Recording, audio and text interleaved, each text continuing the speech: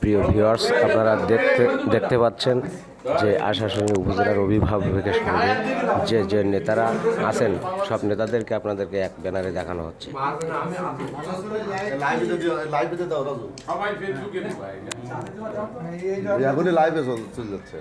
বঙ্গবন্ধু আদর্শের সৈনিকেরা সব একজোট বেঁধেছে।